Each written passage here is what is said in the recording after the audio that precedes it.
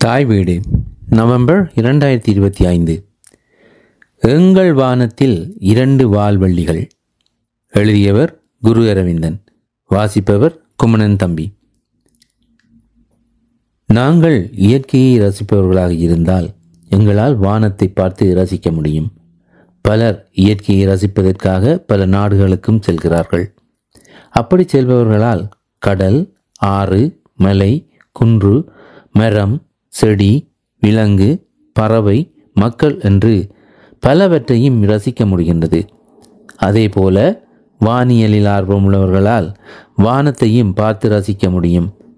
முன்பெல்லாம் கண்ணில் தெரிந்ததுதான் வானம் என்று நினைத்தோம். ஆனால் தொழில்நுட்ப வசதிகள் காரணமாக இப்பொழுது வானத்தில் பல விடயங்களை அவதானிக்க முடிகின்றது. விண்கலம், தொலைநோக்கி போன்ற வசதிகள் மட்டுமல்ல, எங்கள் செல்போன்கள் மூலமாகவும் வானத்தில் என்ன நடக்கிறது என்பது பற்றி பல தகவல்களை சாதாரண மனிதராலும் பெற முடிகின்றது. அதிசயமாக எங்கள் வானத்தில் சென்ற அக்டோபர் மாதம் 2 வால்வள்ளிகள் தோன்றி பிரமிக்க வைத்தன. விண்வெளி சார்ந்த அறிவியலில் ஆர்வமில்லாதவர்களுக்கு அப்படி ஒரு சம்பவம் நடந்தது பற்றி தெரிந்திருக்காது. ஆர்வமுள்ளவர்கள் எங்கோ தொலைவில் நகர்ந்து கொண்டிருக்கும் புதியதொரு உலகத்தை தேடி தேடி பார்த்தார்கள். நவீன தொழில்நுட்ப வசதி காரணமாக விண்வெளி பற்றிய அறிவு எம்மிடையே பெருகி கொண்டே செல்கின்றது. விண்வெளியில் பல அதிசயங்கள் கடந்த 2025ஆம் ஆண்டு அக்டோபர் மாதத்தில் நடந்தன. அண்மையில் இரவு வானத்தில் Swan C2025 R2 வால்வள்ளியையும் C2025 A6 lemon வால்வள்ளியையும் பார்க்கக்கூடியதாக இருந்தது. இவை எங்கிருந்து வருகின்றன, எப்படி காட்சி தருகின்றன என்பதை பற்றி பார்ப்போம். கனடாவில் இன்னும் கொஞ்ச நாட்களில் மழையும் தொடர்ந்து பனியும் கொட்டப்போவதால் வானத்தில் சந்திரனை, சூரியனை, நட்சத்திரங்களை அடிக்கடி காண முடியாமல் போகலாம். இதனால் வெயிலுக்காக ஏங்க வேண்டிய நிலையும் வரலாம். ஓரளவு வசதி படைத்தவர்கள் விடுமுறை காலம் என்று சொல்லி வெப்ப நாடுகளுக்கு பயணமாகி விடுவார்கள். ஊசி இலை மரங்களை தவிர ஏனைய மரங்களின் இலைகள் எல்லாம் மஞ்சள், ஒரேஞ்சு, சிகப்பு என்று நிறம் மாறி இலைகளை உதிர்த்துவிடும். இனி வரப்போகும் 4 மாதங்கள் வானம் இருண்டு குளிரும். பனியும் பனி சூழ்ந்த நிலமாக கனடா மாறிவிடும். அதனால்தான் இலக்கியத்தில் இதற்கு 6ஆம் நிலத்திணை என பெயரும் சூட்டப்பட்டது. சில மாதங்களுக்கு இவற்றையெல்லாம் வானத்தில் பார்க்க முடியாது என்பதால் தான் செப்டம்பர், அக்டோபர் மாதங்களில் வானத்தில் என்ன நடக்கிறது என்பதை அவதானிக்க தொடங்கினேன். கனடாவில் எங்களுக்கு வானத்தில் என்ன நடக்கிறது என்பதை இப்படி சில மாதங்களுக்கு பார்க்க முடியாவிட்டாலும் விண்வெளி மாயாஜாலங்கள் தானாக தொடர்ந்தும் நடந்து கொண்டேதான் இருக்கும். எங்களுக்கு மிக அருகேயுள்ள சந்திரனின் ஒவ்வொரு நிகழ்விற்கும் எம்மவர்கள் ஒரு பெயர் வைத்திருக்கிறார்கள். அக்டோபர் மாதம் வானத்தில் தெரிந்த பூரண சந்திரனை வேட்டைக்காரர் நிலவு அல்லது அறுவடை நிலவு என்று அழைக்கிறார்கள். நவம்பர் 5ஆம் தேதி வரும் சந்திரனை ஃபீவர் நிலவு என்றும், டிசம்பர் 4ஆம் தேதி தெரியும் சந்திரனை குளிர் நிலவு என்றும், ஜனவரி 3ஆம் தேதி 2026ஆம் ஆண்டு தெரிய போகும் சந்திரனை ஓனாய் நிலவு என்றும் ஒவ்வொரு பெயரில் இனம் காண்கின்றார்கள். சிலர் இத்தகைய நிகழ்வை ஆங்கிலத்தில் சூப்பர் மூன் என்றும் சொல்கிறார்கள். இந்த நாட்களில் சந்திரன் பூமிக்கு மிக அருகே வருவதால் சற்று பெரிதாகவும் பிரகாசமாகவும் தெரியும். தமிழர்கள் வான சாத்திரத்தில் சிறந்து விளங்கியதால் இதையே நம்மவர்கள் பௌர்ணமி என்றும் முழு நிலா என்றும் அழைத்தார்கள். இதற்கு எதிர்ச்சொல்லாக அமாவாசை என்ற பதத்தை பாவிக்கிறார்கள். அந்த நாட்களில் தொழில்நுட்ப வசதிகள் முன்னேறாததால் எம்மவர்களும் இயற்கையை கொண்டே நேரத்தை, நாட்களை, மாதத்தை கணித்தார்கள்.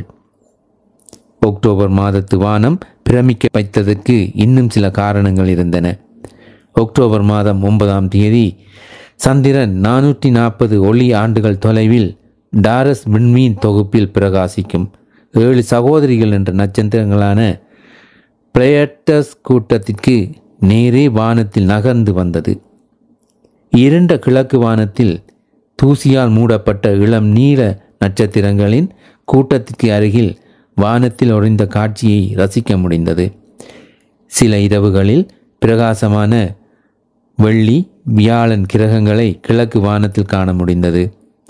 வீனஸ் என்று சொல்லப்படுகின்ற வெள்ளி அதிகாலையில் கிழக்கு வானத்தில் தாழ்வாகவும் வியாழன் சற்று உயரமாகவும் பிரகாசித்தன. சூரியன் மற்றும் சந்திரனை தவிர வானத்தில் தெரியும் 2 பிரகாசமான கிரகங்கள் இவைதான்.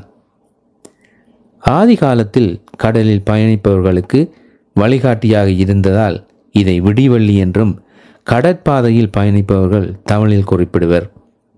இதைவிட டிராகோனிட் விண்கல் மலையை இரவு வானத்தில் பார்க்க முடிந்தது. 2018ஆம் ஆண்டு சூரிய குடும்பத்திற்கு அருகே வந்த கயோக்பினி ஜினர் எனப்படும் வால் நட்சத்திரம், அதில் இருந்து உதிர்ந்த தூசிகள் பூமியை நோக்கி கவரப்பட்ட போது இரவு வானத்தில் அதை பார்க்க முடிந்தது. இந்த வால் நட்சத்திரம் 2031ஆம் ஆண்டு திரும்பவும் வரலாம் என எதிர்பார்க்கப்படுகின்றது. இதேபோல அக்டோபர் 21ஆம் தேதி இரவு வானத்தில் ஓரியானிட் விண்கல் மலையை வேகமாக வானத்தில் நகரும் ஒளிக்கோடுகள் போல காண முடிந்தது. ஹாலியின் வால் நட்சத்திரத்தின் பின்னால் தொடர்ந்த தூசுகள், குப்பைகள் பூமியின் ஈர்ப்புக்குள் அகப்படும் போது அவை நமது வளிமண்டலத்தால் எரிக்கப்படுகின்றன. அப்போது ஏற்படும் ஒளியைத்தான் இந்த ஓரியானிட் விண்கல் மலை என்று சொல்கிறார்கள். எங்கள் வளிமண்டலம்தான் எங்களை இது போன்ற தாக்குதல்களிலிருந்து பாதுகாக்கின்றது. அக்டோபர் முதல் வாரத்தில் சிவப்பு கிரகம் என்று சொல்லப்படும் செவ்வாய் கிரகத்தை சுற்றி வரும் செயற்கை விண்கலங்கள் 31 அட்லாஸ் என்ற வால் நட்சத்திரத்தை படம் பிடித்தன. இது முற்றிலும் நமது சூரிய மண்டலத்திற்கு வெளியே விண்மீன்களுக்கு இடையே காணப்பட்ட 3வது வால் நட்சத்திரமாகும். இதற்கு முன் ஓம்யாமொயின் 2017, போரிஸ்வாவின் 2019 என்ற வால் நட்சத்திரங்கள் இதே போல அடையாளப்படுத்தப்பட்டிருந்தன. இந்த 3 வால் நட்சத்திரங்களும் எமக்கு அந்நியமானவை. இவை எமது சூரிய குடும்பத்திற்கு அப்பாற்பட்ட உலகங்களின் உருவாக்கம் பற்றிய தகவல்களை கொண்டிருப்பது எமது ஆய்வுகளுக்கு முக்கியமானதாகும்.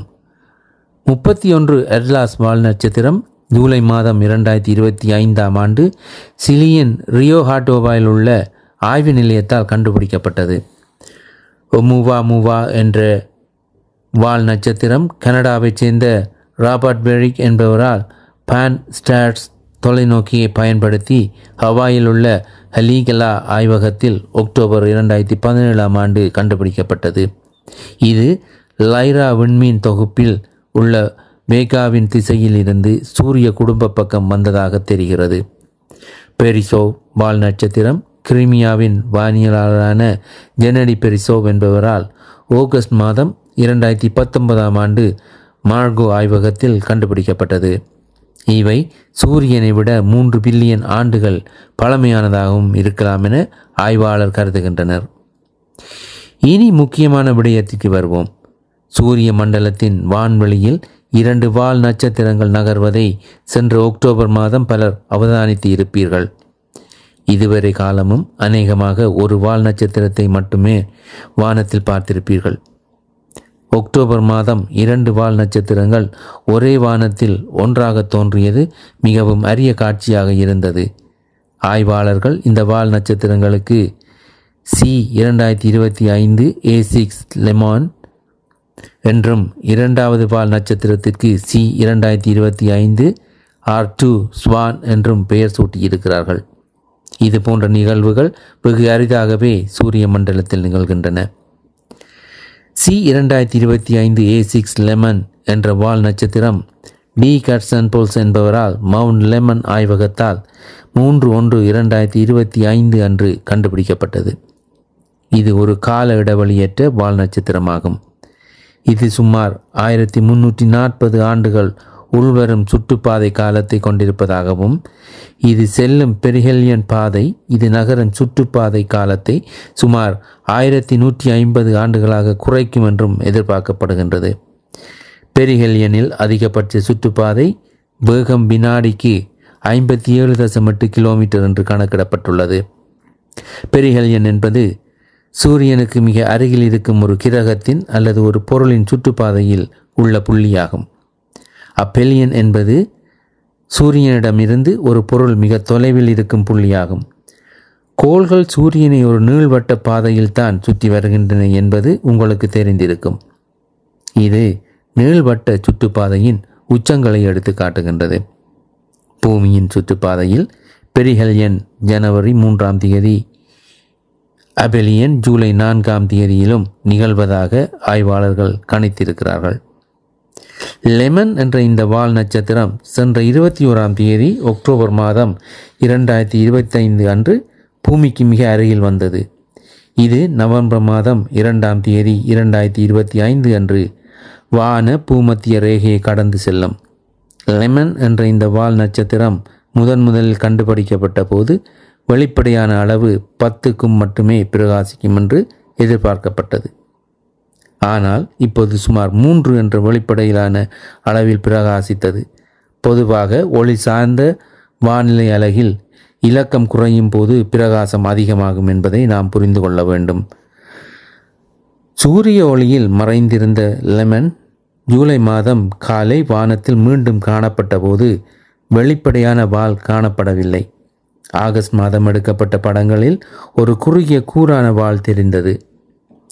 ஒரு வால் நட்சத்திரம் சூரியனை நெருங்கும் போது வெப்பம் காரணமாக அதன் ஆவியாகும் வாயுக்கள் வெளியிடப்பட்டு கோமா என்னும் பரந்த மேகத்தை தூசி துகள்களுடன் உருவாக்குகின்றது. சூரிய காற்று மற்றும் கதிர்வீச்சு காரணமாக பின்னறிந்த வாயு மற்றும் தூசிகள் பின்தள்ளப்பட்டு வால் நட்சத்திரத்தின் வால்களை உருவாக்குகின்றன. லெமன் வால் நட்சத்திரம் சூரியனுக்கு அருகே சென்றபோது மிகவும் சுறுசுறுப்பாக செயற்பட்டது. அயன் வால் அல்லது பிளாஸ்மா வால் என்பது ஒரு வால் நட்சத்திரத்தின் 2 வால்களில் ஒன்றாகும். இது சூரிய காற்றால் சூரியனிலிருந்து நேரடியாக அடித்து செல்லப்படும் நீல நிறமுள்ள வாயுவை கொண்டது. இது பொதுவாக 100கணக்கான கிலோமீட்டர் நீண்டதாக இருக்கும். செப்டம்பர் 23ஆம் தேதி எடுத்த படத்தில் பிளாஸ்மா வால் வழியாக தலையிலிருந்து ஒரு வாயு குமிழ் நகர்வது படத்தில் தெரிந்தது. வானத்தில் தெரிந்த 2வது வால் நட்சத்திரம் ஸ்வான் என்ற புதிதாக கண்டுபிடிக்கப்பட்ட ஒரு நீண்ட கால வால் நட்சத்திரமாகும். இது சென்ற செப்டம்பர் மாதம் 2025ஆம் ஆண்டு சோஹோ விண்கலத்தில் உள்ள ஸ்வான் கருவியை பயன்படுத்தி விளாடிமிர் பெசுக்லியால் முதலில் கண்டறியப்பட்டது. இதை தெற்கு அரைக்கோளத்தில் தொலைநோக்கி மூலம் பார்க்க முடிகிறது. வடக்கு அரைக்கோளத்தில் அக்டோபர் பிற்பகுதியில் அல்லது நவம்பர் தொடக்க காலத்தில் அதை பார்க்க முடியும். அக்டோபர் 20, 2025 அன்று பூமிக்கு மிக அருகில் இது வந்தபோது சுமார் 39 மில்லியன் கிலோமீட்டர் தொலைவில் இருந்தது. இந்த நீண்டகால வால் நட்சத்திரம் ஓர்ட் கிளவுடிலிருந்து தோன்றியிருக்கலாம் எனவும் அதன் சுற்றுப்பாதை காலம் ஆயிரக்கணக்கான ஆண்டுகளாக இருக்கலாம் எனவும் மதிப்பிடப்பட்டுள்ளது. சூரிய அஸ்தமனத்திற்கு பிறகு இருண்ட தென்மேற்கு வானத்தில் இதை காணக்கூடியதாக இருந்தது.